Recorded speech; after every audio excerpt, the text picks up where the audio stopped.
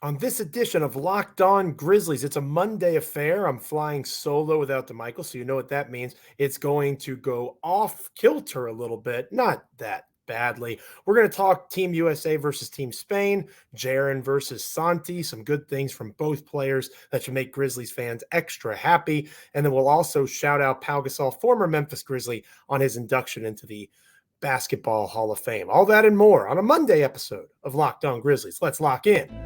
You are Locked On Grizzlies, your daily Memphis Grizzlies podcast. Part of the Locked On Podcast Network, your team every day.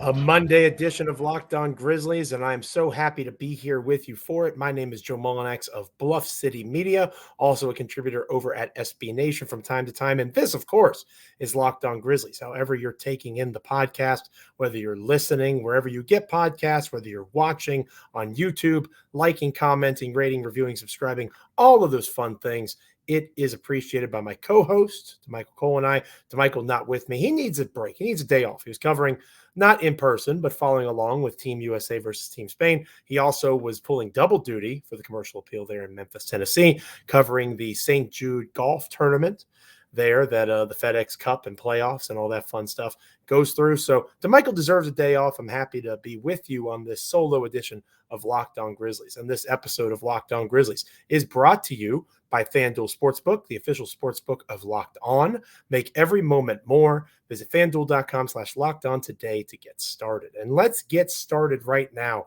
with Team USA versus Team Spain. It was a heck of a basketball game that I know my wonderful partner DeMichael talked to you about on our last episode. How often would Jaren and Santi interact? Jaren, of course, being the starting five for Team USA. You look at Spain, and Santi was coming off the bench. Santi playing more of a four combo forward kind of idea. So how often would they actually cross paths? Well, we saw it in a pretty key moment of the game, and kudos to DeMichael Cole over the commercial appeal. He did a great write-up for, of course, his publication, the commercial appeal. And he talks about at the start of it, and it is called, I want to make sure I give DeMichael his just desserts. Jaren Jackson Jr. tops Grizzlies teammate Santi Aldama in Team USA versus Spain FIBA World Cup exhibition. And he talks about Spain having a 1-point lead thanks to a Santi Aldama bucket, then Jaren driving to the basket on Santi, drawing a foul, converting an and one, and that was the last time that Spain would have had the lead in the contest was with Santi's bucket after Jaren took control and finished over top of Santi Aldama. The rest was history, and Team USA found a way to pull out a pretty important victory. Not necessarily 98, 88, double digits, that's good. It was important because it was number one in the world versus number two, right? That's what makes it significant. It's not the FIBA tournament yet. That's a couple weeks away. It's nothing beyond the fanfare and the excitement of the two best teams on the planet, internationally speaking, getting together and seeing where they're at in their respective processes. And obviously, Jaren and Team USA comes out on top. But the real winners, at least in my opinion, when it comes to Team USA versus Team Spain, are Memphis Grizzlies fans, because there were reasons on both sides of the coin to be excited, whether you're a Santi Aldama guy, whether you're a Jaren Jackson Jr. guy. I don't really know anybody that is, anti either of them at this stage. Obviously, if you're a Grizzlies fan, you want both of them to be successful. But maybe you're more high on Jaren and you really want to see, as DeMichael and I have talked about here on Locked On Grizzlies, you want to see his game continue to evolve as a rebounder, shot creator, whatever the case might be. Santi Aldama, obviously, the potential is there for him to continue to rise up the rotational ranks for the Grizzlies. And then, of course, as we'll talk a little bit about later on in the show, the thought process of what they could potentially do together, right? If Jaren gets more experience at the 5, Santi at the 4, the offensive possibilities are really endless. And then, of course, you have the strong defensive acumen of Jaren Jackson Jr. There's reasons for concern. We'll talk about that more as the show goes along. But if you were watching Team USA versus Team Spain, again, my biggest takeaway aside from, Grizzlies edition, non-Grizzlies would be Jalen Brunson in the first half looked amazing. And, I talked about Tyrese Halliburton on a recent episode of Locked On Grizzlies and thinking maybe he should be the starter instead of Brunson. Brunson might have taken a exception to that. He is a very good scoring point guard, and he played the role in this contest. He was there for Team USA in the first half when they needed him to be. But beyond the overall roster, how it all fits very nicely together, no true superstars. Jaren's not a superstar. Maybe you say Anthony Edwards is a superstar. Sure, I guess, if you really want to throw him out there. I don't know that I agree with that. I would say he and Jaren are on a similar plane. I believe that the talents of Team USA really mesh well, as DeMichael likes to talk about, the niche elite abilities, right? And Jaren, of course, being such a strong defender there at the 5 is a significant development for a Team USA roster that, outside of Walker Kessler, doesn't have a ton of traditional size, right? So Jaren being in that spot is important, not just for his development, but for the success of Team USA in terms of their hopes for the tournament overall. But from a Jaren standpoint, right, reasons to be excited about Jaren, the last time Memphis had a big that had the unique skill set of Jaren Jackson Jr. was Pau Gasol, who we're going to talk about more towards the end of the show. And I'm not saying that Pau and Jaren are the same player, because obviously they're not. I'm talking about how Pau was unique, more of a finesse big who was able to score, rebound, do a lot of different things in terms of basketball skill. Physicality wasn't necessarily his strength, and that was a reason that some Memphis fans were frustrated with him. One of several reasons that some Memphis fans were frustrated with him, especially by the end of his tenure with the Memphis Grizzlies. But with Jaren, that physicality is coming along. He's still very young, as we know. And as he finds himself and realizes, oh, crap, I'm 6'11", 245. I can do some things with my body here, and I have plus athleticism that enables me to use that frame in a way that most other guys my size can't. Finding his footing, that is where I see the Pau connection. Again, you watch early tape of Pau Gasol when he was in Memphis. The scoring acumen was there, but the way to use that body and finding how it fit within the NBA game. Jaren is still doing that. Obviously, defensively, he's figured it out for the most part.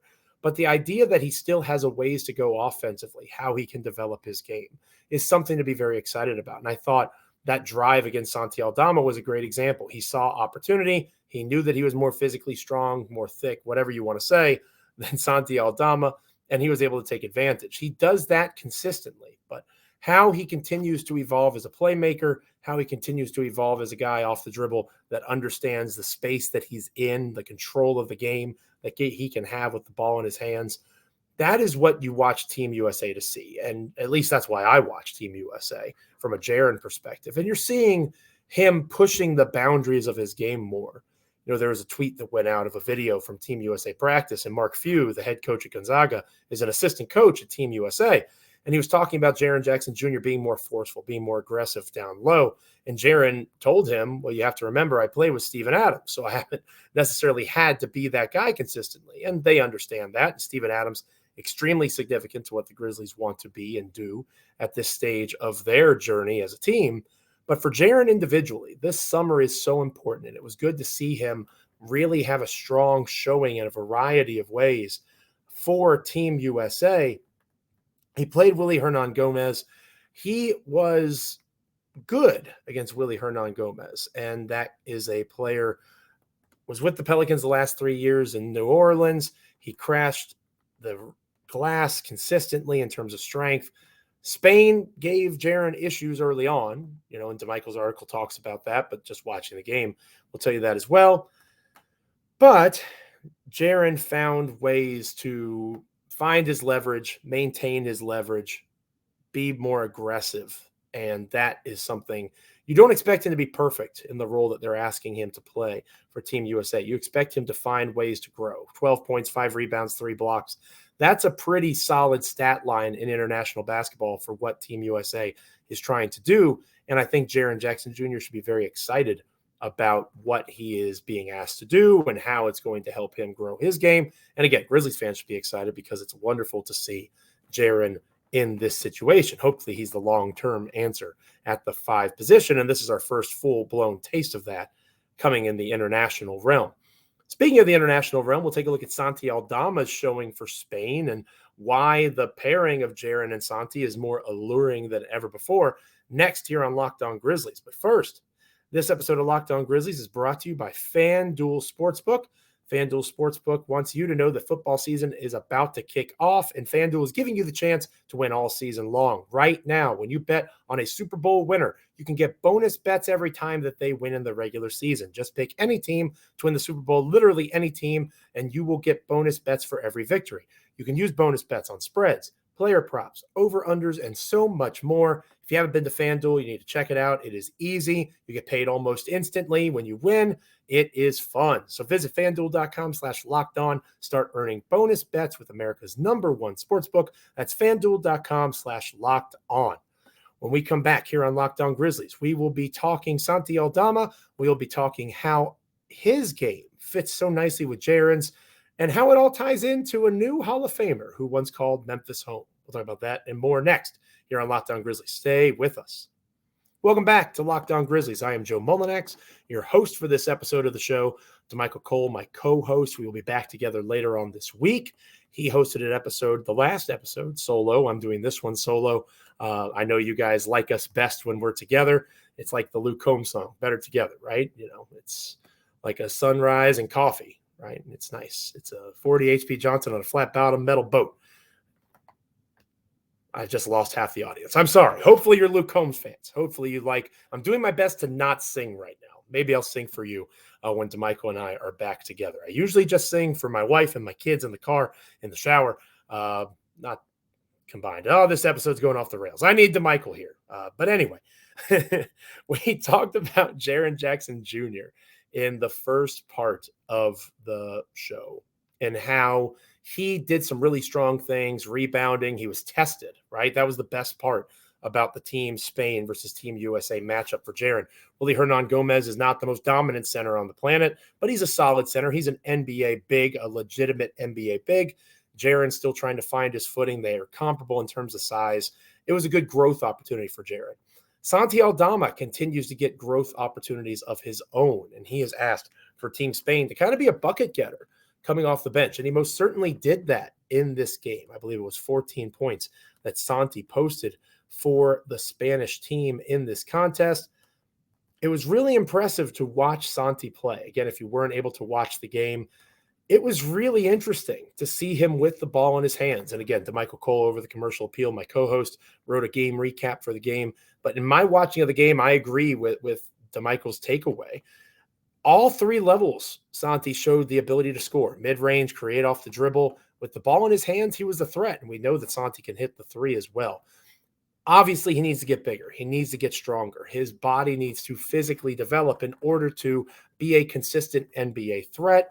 But within the FIBA structure, you have opportunity to create. And the game is not quite as physical as it can be in the NBA at times.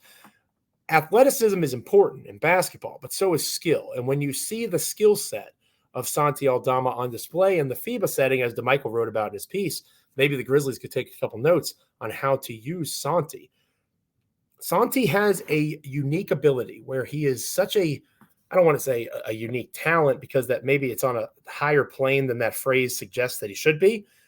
But because of his size, about 6'11" himself, and his lankiness, his leanness, so to speak, he's so lean that you look at him and you think that he could potentially be a true combo forward where maybe he can play on the perimeter a little bit. I don't know that he has the lateral quickness for that. I think he's a true stretch forward that needs to gain about 15 pounds. But when you watch him with the basketball in his hands, those people that make that argument for him as a bigger three, kind of like Larry Markkinen in Utah, I see it a little bit. I'm not saying I fully agree with it, but I understand the perspective when you watch him offensively in particular. He can create, not just for himself, but for others. And just like Jaren, he can get better at that second aspect of it. But he is finding himself offensively, and it really is impressive to watch. He did some strong things for Team Spain in this game. Team USA at times didn't have a ton of answers for him. 14 points off the bench. He outscored Jaren Jackson Jr. I think it's fair to say with the blocks and the rebounds, Jaren had a larger overall impact on the game. But make no mistake, the reason it was close there for a time for Team Spain, Santi was in the conversation for why it was close. So Team Spain needs him to be an offensive force off the bench, and I think that he is more than willing to be able to do that. But the biggest thing, again, and we'll talk about this throughout this whole process of the Grizzlies having 2 representatives in the FIBA tournament, it is really fun to watch Jaren and Santi not necessarily just play together, or play against each other, but also to think about what it will be like when they get chances to play together. And this is not meant to be a time to knock on the greatness that was Steven Adams, right? I do think he's one of the more underappreciated players in the NBA. That is most certainly not what I am referencing. I am not saying that he should be moved on from in any way, shape, or form. I think Steven Adams, especially this coming season, is very significant to what the Grizzlies are trying to do, okay? But in the grand scheme, right, long-term, the 30,000-foot view, macro, however you want to describe it, it's hard to not fantasize, daydream a little bit about what a Jaren Santi 4-5 tandem can continue to be. Offensively, the sky's the limit, right, in terms of potential. The fact that both of them are three-point threats, you can play a Marcus Smart or somebody that isn't as much, like Zaire Williams should be clamoring to play alongside Santi Aldama and Jaren Jackson Jr. Because if Zaire is not as much of a three-point threat, but Santi and Jaren are, maybe that gives Zaire a little bit more room to operate in the mid-range, which is where Zaire's strength is. John Morant, obviously looking at those 2 guys, they need to improve his screen setters, as we've talked about before, but spacing. Think about a Ja, Kennard, Bain, Santi, Jaren 5. Ja will have all the room in the world to operate because Santi and Jaren are plus shooters next to 2 of the best three-point shooters on the planet in Desmond Bain and Luke Kennard. And then you combine all that with the potential defensively, which, as weird as it might sound, I'm more excited about that. Because those of you that are listening and watching and you're thinking that I hate Kenneth Lofton Jr., and you see Santi Aldama and Kenneth Lofton Jr. on the same level defensively. Yes and no.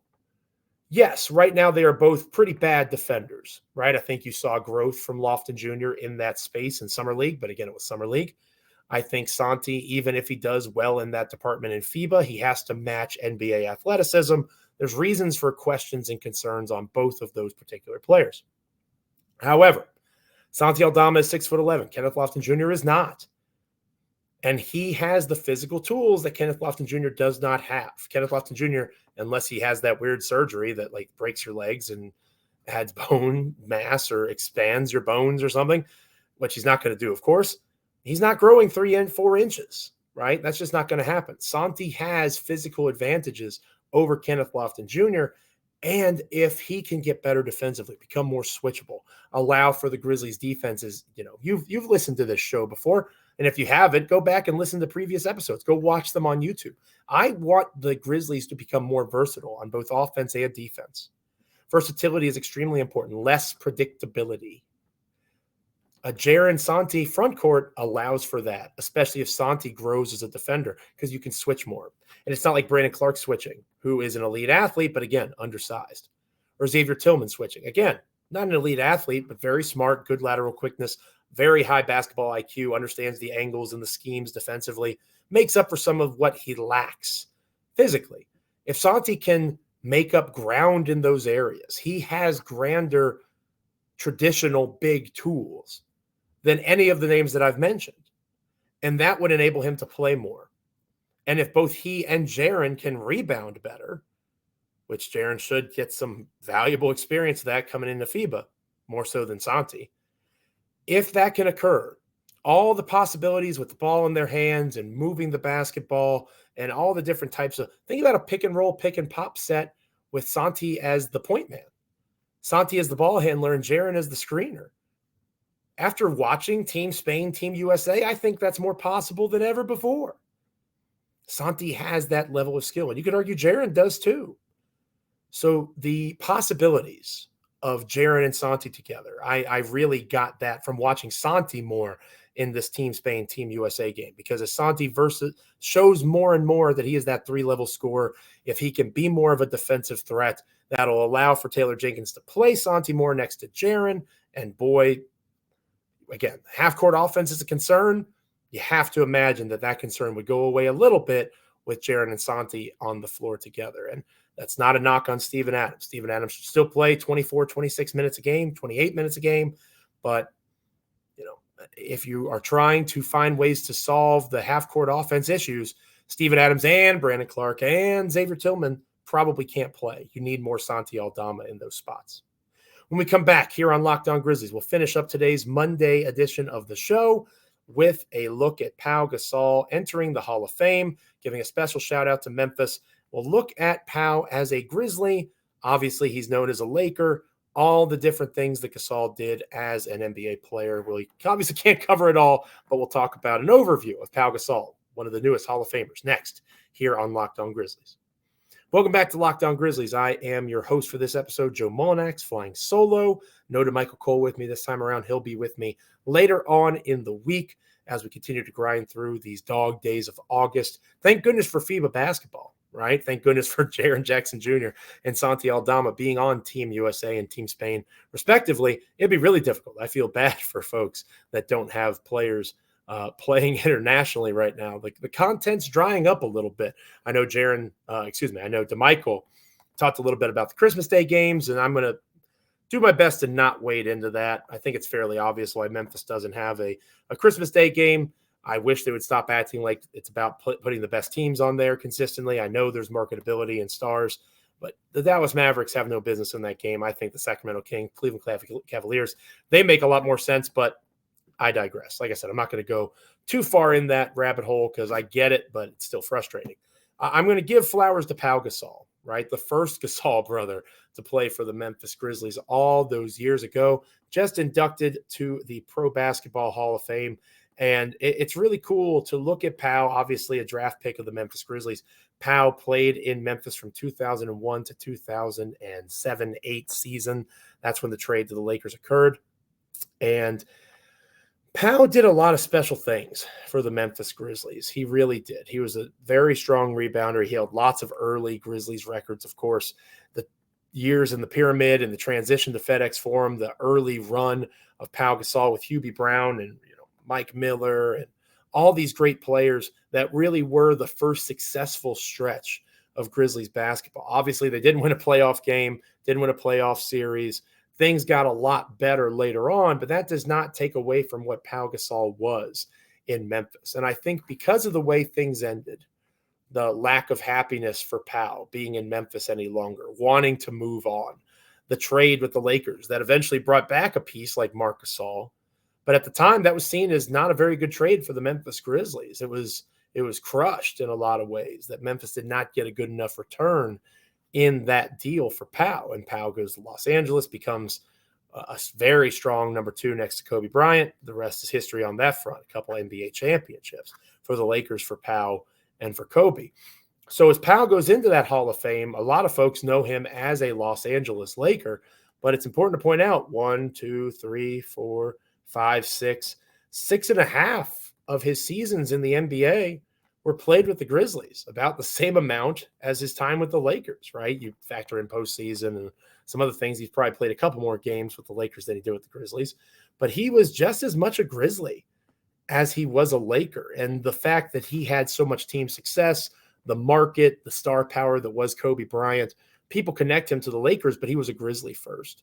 And it was really cool to hear Pau talk about the impact that Memphis had, not just on him, but his entire family. Obviously, Marc Gasol, younger brother, comes along and has a career in Memphis that is superior to Pau's in Memphis, in my opinion. Obviously, you could argue Pau had the greater overall career than Marc, but I think Marc Gasol, Memphis Grizzly, is better than Pau Gasol, Memphis Grizzly. Maybe that's a good topic for an episode of Locked On Grizzlies down the road.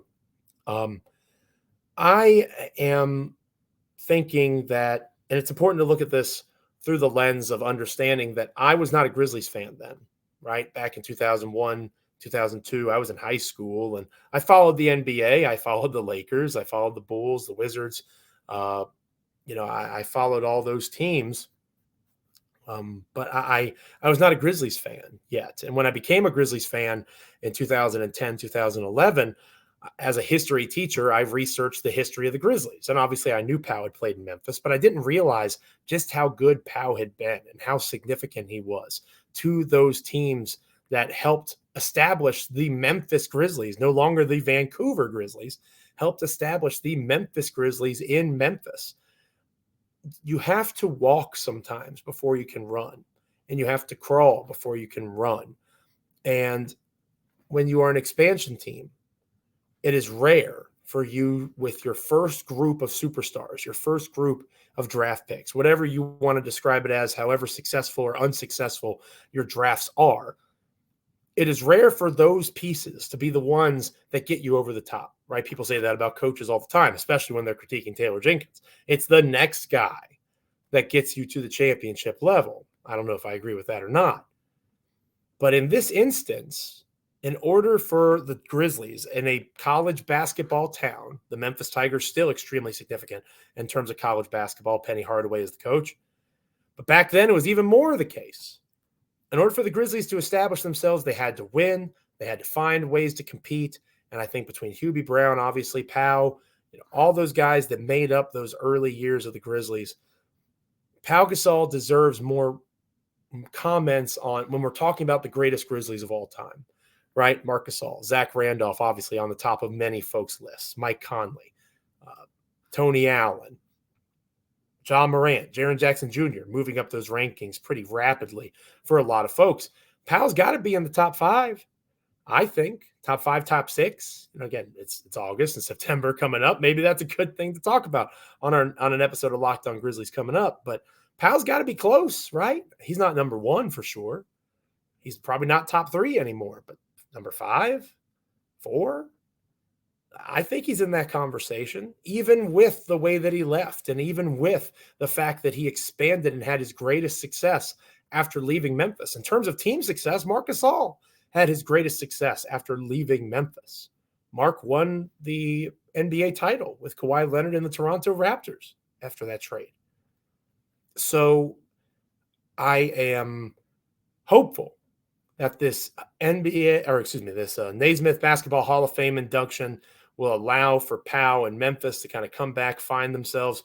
Pau Gasol is going to be viewed as a Laker for all time, but Pau probably should get his number retired in Memphis too, because of how much he mattered to those early years of the Grizzlies. Without Pau, I'm not sure the Grizzlies have as strong as a footprint in Memphis as they do. Obviously, it's exploded because of the grit and grind Grizzlies 10 years ago, because of Ja and Jaren and Dez now. But that first era, man, I wasn't there for it, but I did my research. And I can tell you, those of you that were, maybe in the comments, talk to me, talk to our viewers and listeners about what it was like.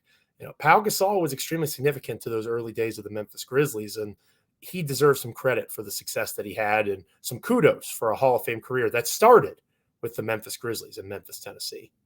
Thank you so much for checking out Locked On Grizzlies today, wherever you are doing so. However you get your podcasts on YouTube, like, comment, rate, review, subscribe. Shout out to our everydayers, people that make us part of their NBA and Grizzlies content consumption each and every day whenever we have a new show here in these dog days of NBA offseason. It is much appreciated. The next time we're together, DeMichael and I are hoping to be back as one duo, one unit.